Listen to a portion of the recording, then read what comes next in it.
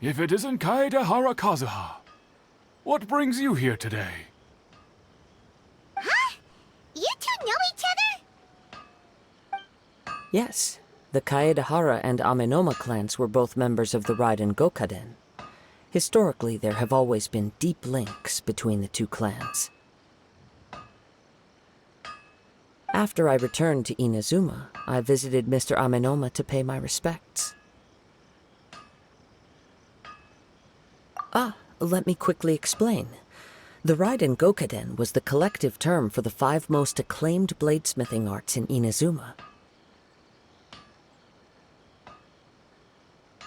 The techniques of blade making were personally bequeathed to the Raiden Gokaden by the almighty Shogun, and over time, further honed and enhanced by the most talented craftsmen. Unfortunately, a series of events led to the gradual decline of many clans in the bladesmithing trade. Today, only the Amenoma clan has kept its art alive.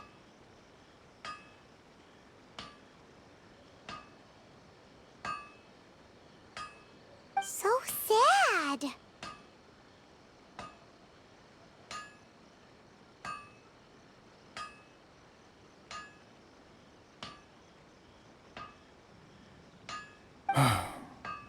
It is a great pity indeed. In the old days, we each had our specialties, and just as iron sharpens iron, so too did we learn much from each other. As an example, the Amenoma art strives to emulate the abiding patience and determination of water as it turns stone to sand. There is nothing mystical to our work. There is only practice, day in and day out, until both body and mind have memorized the craft, turning each motion of every technique into an intrinsic part of the bladesmith's life. As for the art of the Kaedehara clan, I believe it's called the Ishin art. That's right. Ishin art strives for complete harmony between blade and mind from the moment that forging begins. For only a blade thus forged can capture and convey its maker's thoughts and feelings, and eventually become an extension of its wielder's will. Indeed. Most samurai choose their blades, but an Ishin blade chooses its owner. You are, without a doubt, the most worthy wielder of an Ishin blade. It gladdens my heart to see that although the Kaedehara clan has fallen on hard times, its ideals and virtues are alive and well.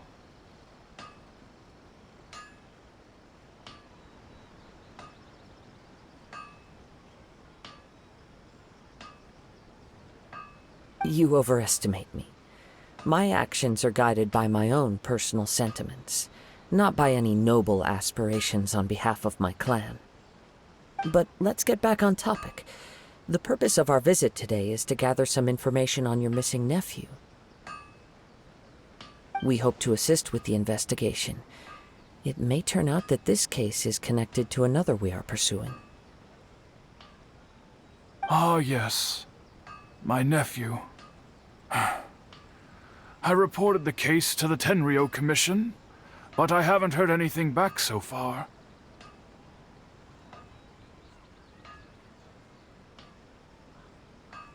He didn't say a word before he left, which is very unlike him. I'm still completely at a loss on what to make of it. But I've done what I can so far. Worrying is futile. All I can do now is wait for the news from the Tenryou Commission. We heard that there was a collector involved in the disappearance too. Know anything about that?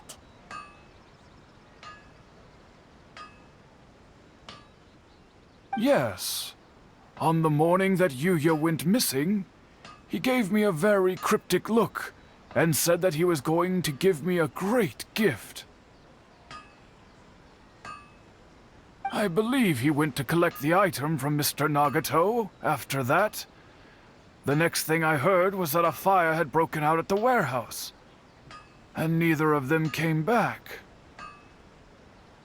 Yes, strange, isn't it? I wonder what could have caused it. Unfortunately, there was very little evidence left behind, so nobody knows what really happened. Do you have any thoughts on what Yuya may have wanted to give you? If I had to guess, it must have been some kind of rare weapon. Otherwise, there would have been no reason for him to get my hopes up.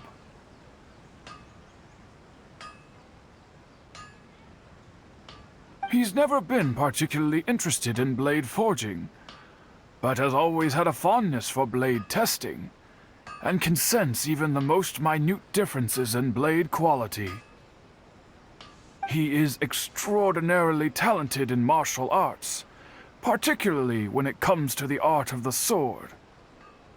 Truth be told, we have some information that you may find to be objectionable. The person we are looking for, he attacked this friend of mine. Based on the evidence we have gathered so far, only Yuya seems to match the suspect's profile. What? No. Absolutely impossible. Yuya is not that kind of person. He is humble and kind. Even his training is done with the goal of calming his mind. He has never gotten into a fight before. Is that so? Yes. If there's one thing I can say for certain, it's that Yuya would never draw his blade without a very good reason. But, with that said, it's equally out of character for him to just disappear, with neither farewell nor fair warning. I also cannot know what course of action he might be capable of if coerced, or otherwise compelled by circumstances unbeknownst to me. Anyway, should you find him, please let me know as soon as possible. Don't worry. You have our word. From the sound of that, Hyman doesn't think Yuya was the one who attacked us as well. Yes. It sounds as if something happened when the two men met each other. Let's pay a visit to the Nagato household.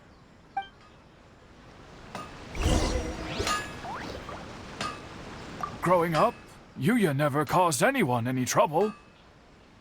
Oh, what could have happened to him?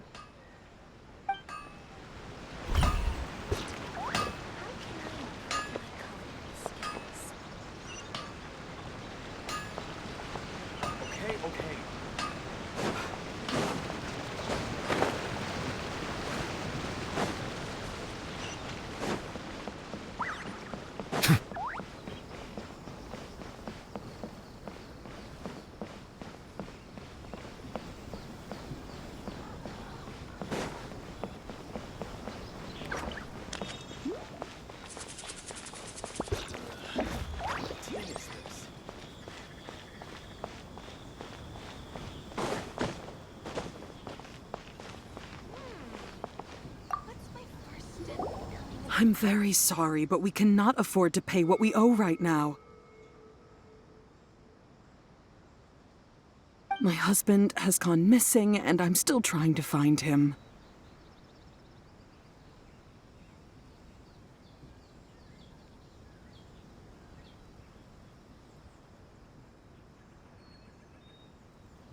No, you misunderstand us. We are here to help with the investigation. We'd like to ask you some questions about Mr. Nagato's disappearance, if we may. Ah, I see. I thought the debt collectors had come to visit again. I'm sorry you have to see me in this dreadful state. Has some new information come out? Do you know where he's gone?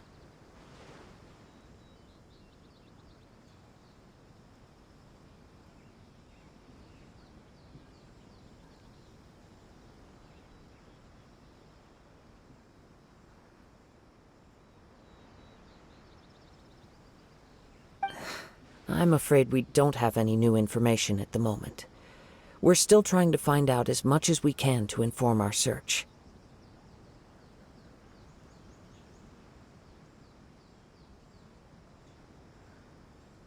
With this in mind, can we perhaps ask some questions about your family's current situation?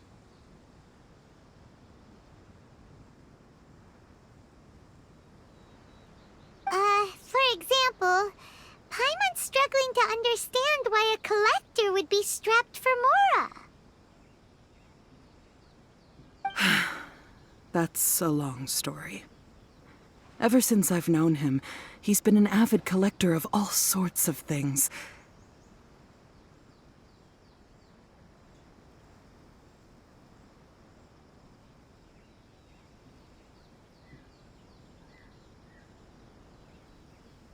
He'd always get so animated when he was showing them to me. I knew nothing about the items myself, but seeing how enthusiastic and excited they made him, I was happy to believe that they were just extremely important to him.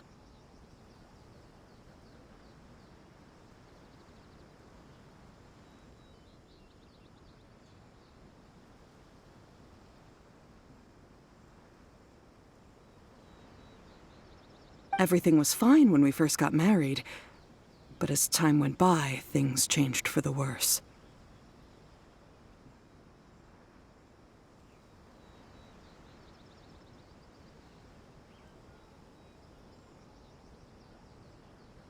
Uh-oh, what happened?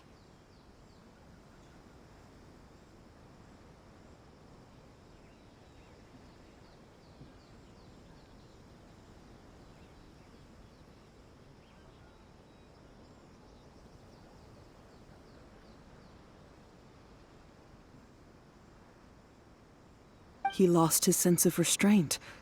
He started buying more and more things, and even resorted to borrowing money just so he could pay for them.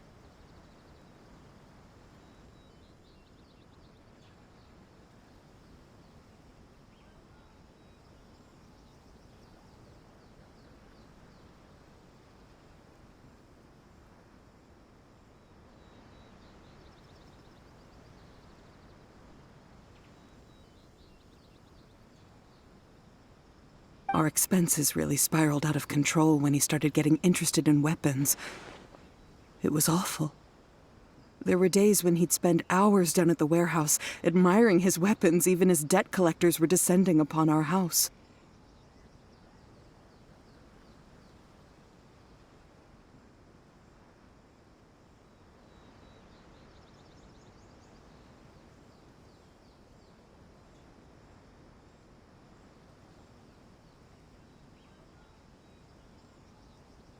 He wouldn't sell them, wouldn't even touch them. Just sat there staring at them like he was in a trance.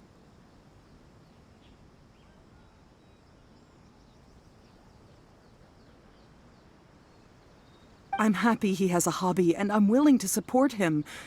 But making ends meet has to come first. I've tried talking to him about it so many times, but he never listens.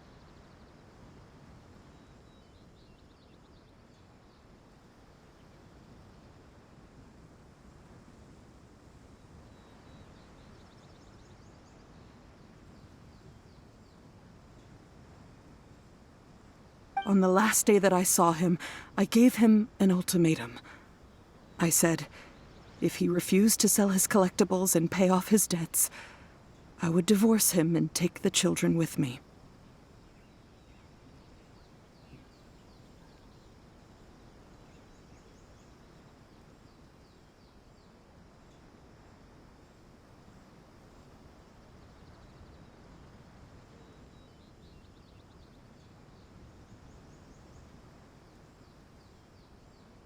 Whoa!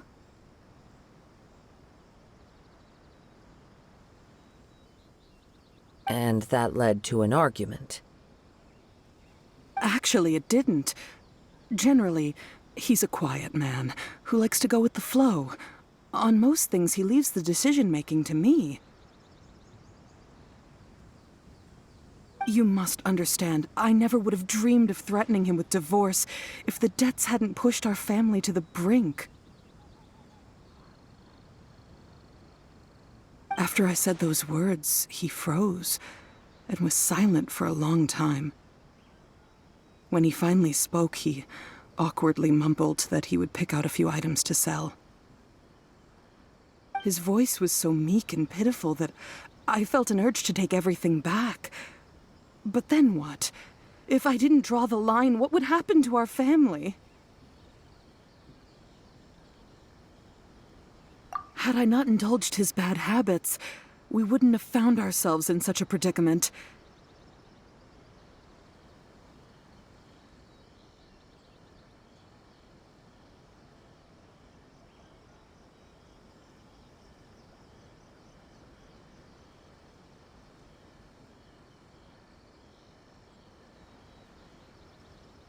And I also don't know if he had actually come to his senses, or if he was simply angry with me.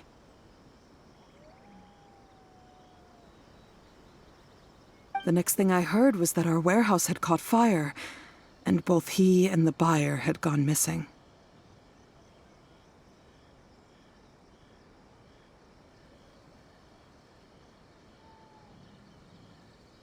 I see.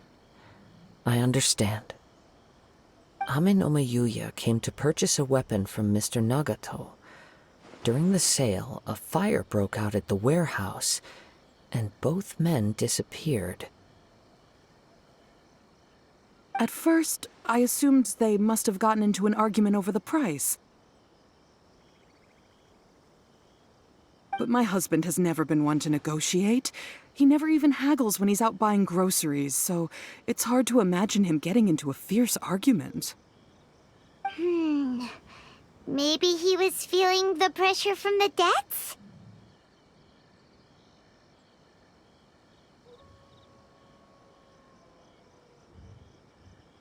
I don't know. He just disappeared after the warehouse burned down. Perhaps he's too afraid to come home now that all his collectibles have been lost in the fire, and he's got no way to pay off our debts.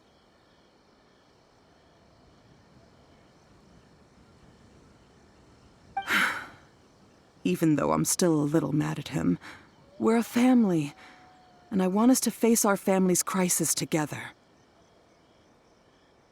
As long as he's willing to turn over a new leaf, I know we can work things out. Please don't get upset. There could be more to this situation than meets the eye. If collecting things is a habit that Mr. Nagato had his whole life, it is quite unusual for this habit to change so drastically over a short period.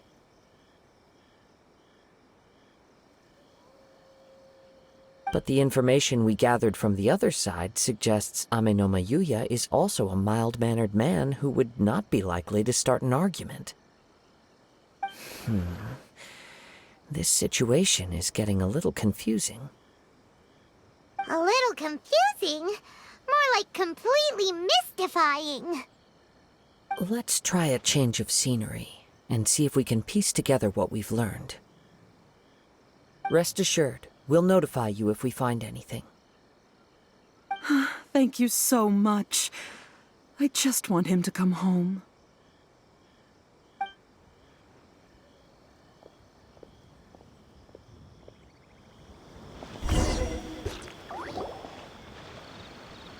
Based on the information we've gathered so far, I can only surmise that the sales meeting between the two men was somehow the catalyst for their disappearance. The fire at the warehouse likely played a part in how the situation unfolded, though its exact role is a mystery. Do you have any thoughts?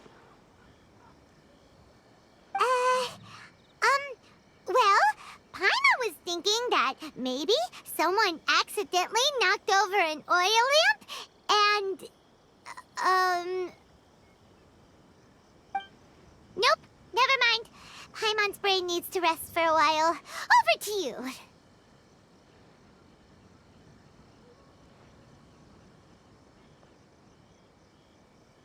That is the most likely conclusion based on everything we know. What started as a disagreement over the price escalated and ultimately turned into a tragedy. However, in this case, only one of the parties would have started the fire. That would make the other party innocent. and they would have no reason to hide themselves from the public.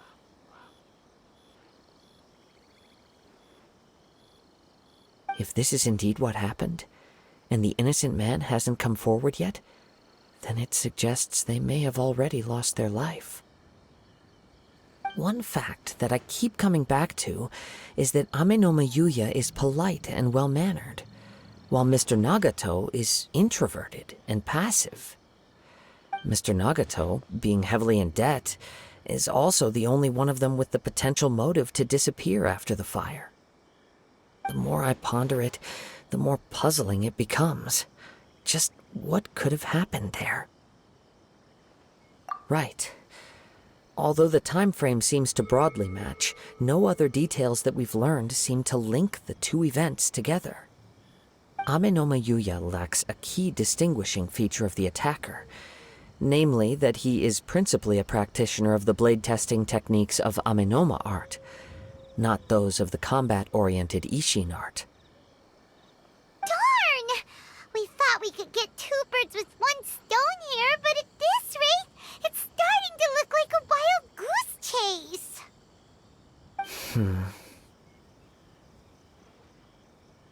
Let's keep going, since we've come this far. If we can solve the case, both Mr. Anэмoma and Mrs. Nagato will be able to get some closure.